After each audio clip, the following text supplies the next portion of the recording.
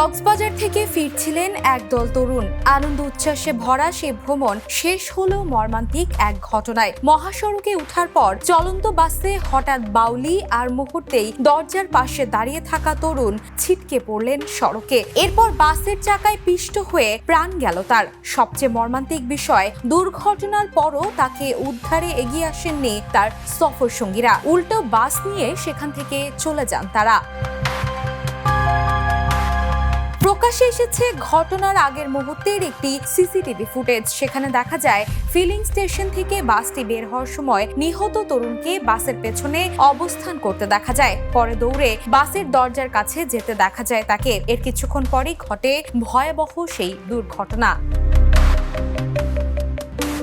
চট্টগ্রামের ফৌজদার হাটে ঢাকা চট্টগ্রাম মহাসড়কের সিসাইড ফিলিং স্টেশনের কাছে রোববার ভোরে ঘটে এই ঘটনা। নিহত তরুণের নাম ধ্রুবজিৎ রায় আপন। নারায়ণগঞ্জের ফতুল্লার বাসিন্দা আপন ছিলেন বাবা মায়ের একমাত্র সন্তান। একটি কোচিং সেন্টারে শিক্ষকতার পাশাপাশি ড্যাফোডিল পলিটেকনিক ইনস্টিটিউটে ডিপ্লোমা পড়ছিলেন তিনি।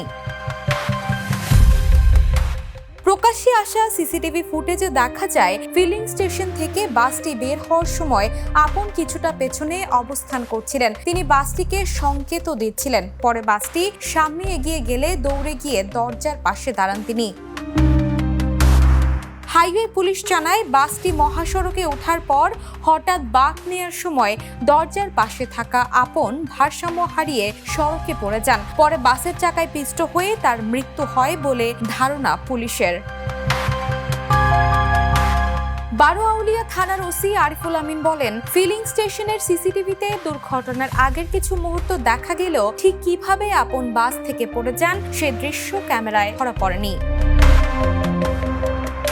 এদিকে এই ঘটনায় বাস লাভার বা বাস প্রেমী গ্রুপগুলোর এমন আয়োজন নিয়েও প্রশ্ন উঠেছে। সামাজিক যোগাযোগ মাধ্যমে এসব গ্রুপের সদস্যদের দূরপাল্লার বাস ভাড়া করে ভ্রমণ, দ্রুত গতিতে বাস চালানো এবং বাসের বিভিন্ন ঝুঁকিপূর্ণ দৃশ্য ধারণের ভিডিও ছড়িয়ে পড়তে দেখা যায় বলেও অভিযোগ রয়েছে।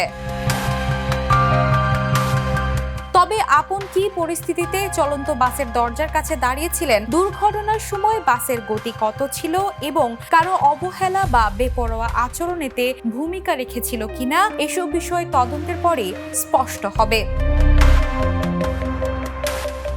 Desk report, the news.